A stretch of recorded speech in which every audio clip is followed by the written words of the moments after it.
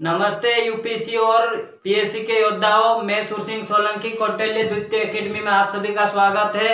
हमने पिछले 2 वीडियो में पढ़ चुके हैं कि यूपीएससी और एमपीपीएससी का किस तरह से उसका पाठ्यक्रम होता है और उसमें कौन कौन से मुख्य सब्जेक्ट होते हैं। आज हम जो भी मुख्य सब्जेक्ट है उनके बारे में उसका विषय प्रवेश के बारे में उसका अध्ययन करेंगे। तो किसी भी सब्जेक्ट को पढ़ने से पहले हमें उस विषय के अंतर्गत आने वाली मुख्य बातों का तो सामान्य चर्चा करना बहुत जरूरी होता है, क्योंकि जब हम किसी सब्जेक्ट को पढ़ते हैं तो हमें यह पता नहीं रहता है कि जो सब्जेक्ट हम पढ़ रहे हैं उसमें कौन कौन से टॉपिक है और उसमें कौन कौन सी बातें आती है और हमें किस प्रकार से उसकी सामान्य रूपरेखा याद होनी चाहिए, ताकि हमें यह लगना नहीं चाहिए कि वो सब्जेक्ट हमारे कमजोरी है या उस सब्जेक्ट में हमारी जो स्थिति है वो कम है। तो हम यही आज शुरुआत करेंगे, क्योंकि हम पिछले 2 दिन से इस काम में लगे हुए हैं कि हमारा जो वीडियो बने अच्छे से अच्छे, ताकि हमारे जो पीएससी यूपीएससी के जो योद्धा है वो इतने मजबूत हो जाए कि इन वीडियो के माध्यम से अपनी तैयारी मजबूत कर ले। और हाँ दोस्तों, जो मान ले उसकी हार है और जो ठान ले उसकी जीत है। अगर हमारे एग्जाम पहाड़ है तो हम भी दशरथ माझी है, जब तक तोड़ेंगे नहीं तब तक छोड़ेंगे नहीं। तो हम इस वीडियो में हमारे जो सब्जेक्ट है उस पर बारी बारी से अध्ययन करेंगे। और इसमें सबसे पहले आता है भूगोल प्लस इतिहास, और दूसरा सब्जेक्ट है हमारे राज्य व्यवस्था या संविधान, और तीसरा सब्जेक्ट है अर्थशास्त्र, और चौथा सब्जेक्ट है विज्ञान और प्रौद्योगिकी, और पांचवा सब्जेक्ट है पर्यावरण, और छठा सब्जेक्ट है भारतीय संस्कृति एवं कला। तो ये सब्जेक्ट ऐसे सब्जेक्ट है जो एमपीपीएससी और यूपीएससी में कॉमन सब्जेक्ट है। इन्हीं में से प्रीलिम्स में और मेंस में क्वेश्चन पूछे जाते हैं। तो इन्हीं सब्जेक्ट में हम जो आने वाले टॉपिक है उनके ऊपर हम सामान्य जानकारी जानेंगे। तो अभी हम शुरुआत करते हैं। सबसे पहला सब्जेक्ट है भूगोल।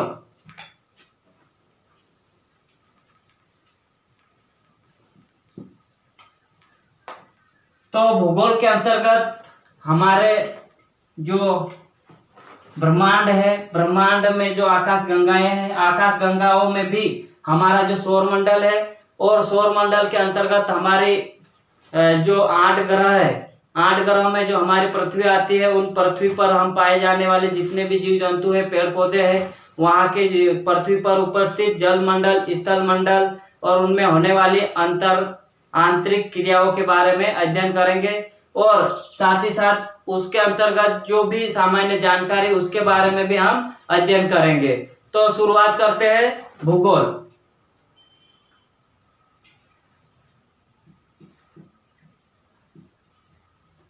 और भूगोल के अंतर्गत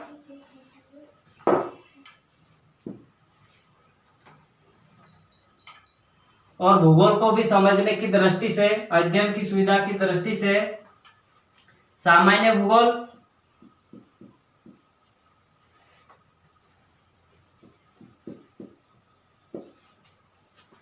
भौतिक भूगोल,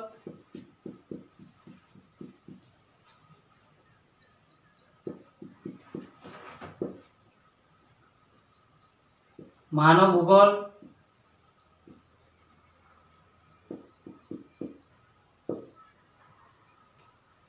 और एक आता है आर्थिक भूगोल।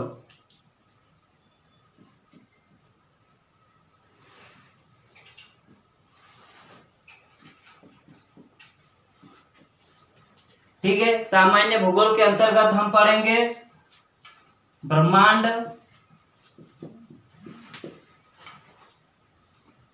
ब्रह्मांड के बाद आकाश गंगाएं, और फिर हम पढ़ेंगे हमारा सौरमंडल,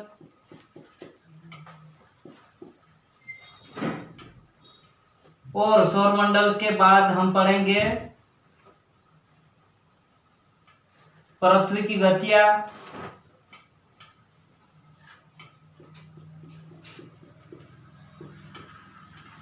और इसके बाद हम भौतिक भूगोल के अंतर्गत आएंगे। तो भौतिक भूगोल, सामान्य भूगोल के अंतर्गत जो भी हमारे ब्रह्मांड में आकाश गंगाएं है, ब्रह्मांड के अंतर्गत जो हमारे तारे हैं और हमारा जो सौरमंडल है, और सौरमंडल के अंतर्गत जितने भी हमारे ग्रह आते हैं उनका विस्तृत में अध्ययन करेंगे। तो उसके ऊपर अलग से हर टॉपिक के ऊपर हमारा वीडियो बनने वाला है, आप जरूर देखें। और हमारे इस कौटिल्य एकेडमी द्वितीय को आप सब्सक्राइब करें, लाइक करें और ज़्यादा से ज़्यादा दोस्तों में शेयर करें, ताकि हमारा जो वीडियो के माध्यम से हमारा जो उद्देश्य है कि अधिक से अधिक जो भी यूपीएससी और एमपीपीएससी और जो भी स्टेट पीएससी के योद्धा है वो तैयारी अच्छे से कर सके।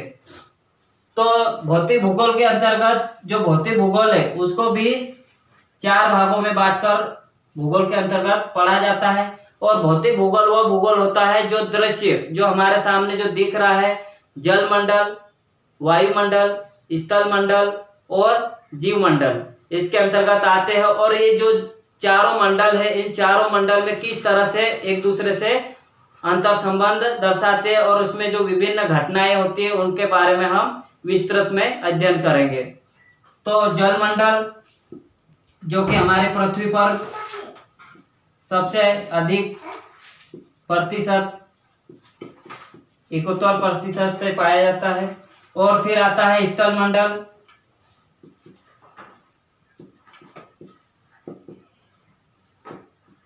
जो कि मात्र 29% है।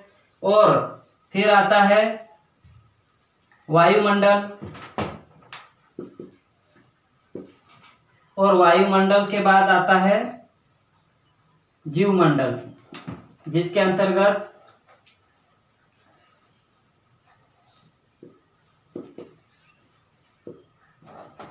जीवमंडल। तो जो वायुमंडल है, वायुमंडल के अंतर्गत भी जो गैसों का संगठन है, इसके अंतर्गत नाइट्रोजन गैस आती है, ऑक्सीजन गैस आती है और कार्बन डाइऑक्साइड गैस आती है और अन्य गैसेस आती है। तो इन गैसों के अंतर्गत जो वायुमंडल की आर्द्रताएं है, वहाँ का जो तापमान है, वायुमंडल की जो मौसमी दशाएं है, उनके बारे में हम अध्ययन करेंगे वायुमंडल के अंतर्गत। और स्थल मंडल के अंतर्गत जितने भी हमारे महाद्वीप है, 8 महाद्वीप, उनके बारे में एक एक अध्ययन करेंगे। और जीव मंडल, जब ये तीनों मंडल आपस में अंतर क्रिया करते हैं तो उसके बाद जीव मंडल का निर्माण होता है। और जीव मंडल के अंतर्गत हम पेड़ पौधे, जीव जंतु, इनका अध्ययन किया जाता है जीव मंडल के अंतर्गत। फिर आता है मानव भूगोल। मानव भूगोल के अंतर्गत हम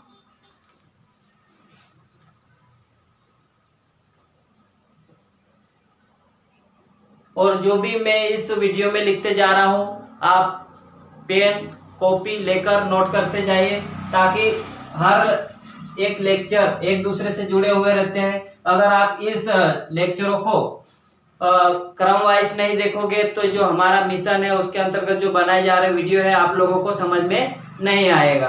तो मानव भूगोल, मानव भूगोल के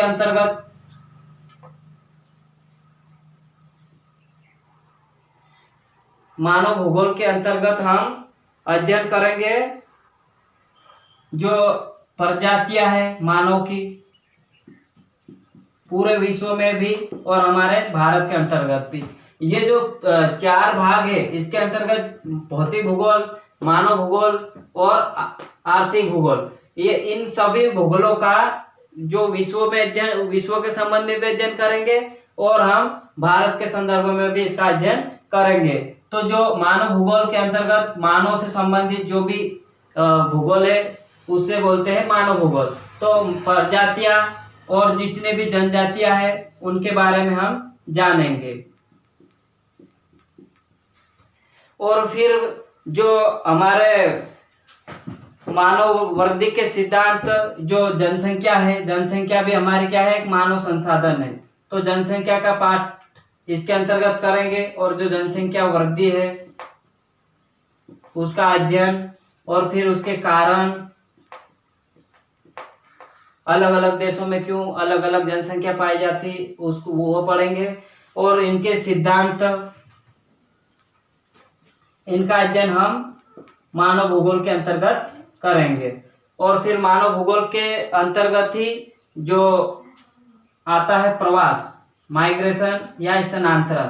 तो जो जीव जंतु, पेड़ पौधे की जो प्रजातियां है एक जगह से दूसरी जगह पर स्थानांतरित हो जाती है और वही वातावरण के अनुसार अनुकूलित हो जाती है, तो वो उसको बोलते हैं प्रवास।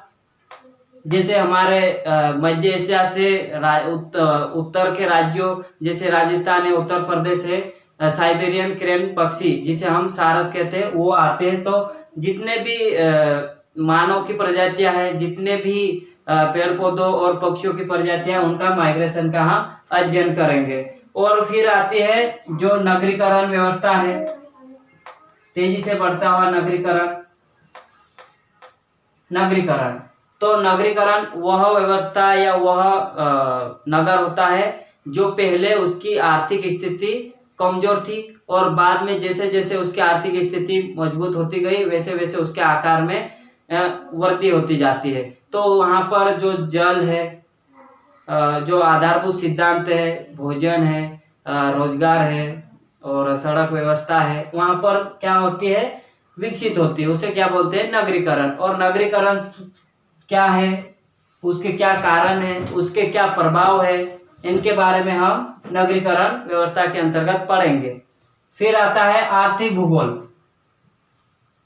आर्थिक भूगोल के अंतर्गत हम मानव द्वारा जितने भी आर्थिक क्रिया की जाती है, जो धन से संबंधित क्रिया की जाती है, उसे कहते हैं आर्थिक भूगोल। और आर्थिक भूगोल के अंतर्गत जो पहला पॉइंट आता है वो पॉइंट है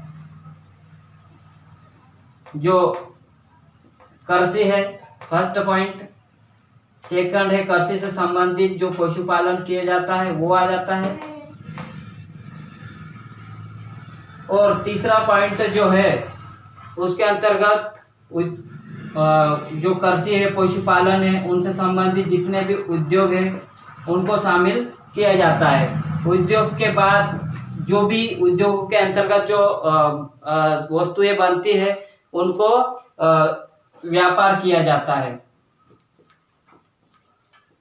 तो भूगोल के अंतर्गत हम इन सब्जेक्टों का अध्ययन कर।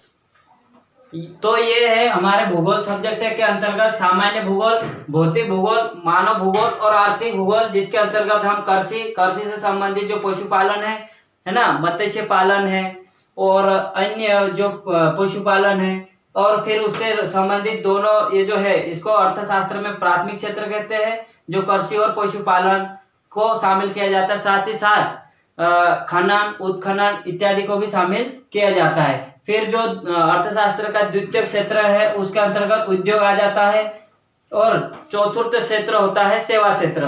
तो हम इसके अंतर्गत आर्थिक भूगोल के अंतर्गत हम ये चीजें पढ़ेंगे। तो ये जो हमारा वीडियो है आप देखना, और अच्छे से समझ में नहीं आए तो डिसलाइक जरूर करें, और अगर आता है और आपको समझ में आ रहा है अच्छे से तो उसको लाइक करें, शेयर करें और अधिक से अधिक दोस्तों को शेयर करें। धन्यवाद।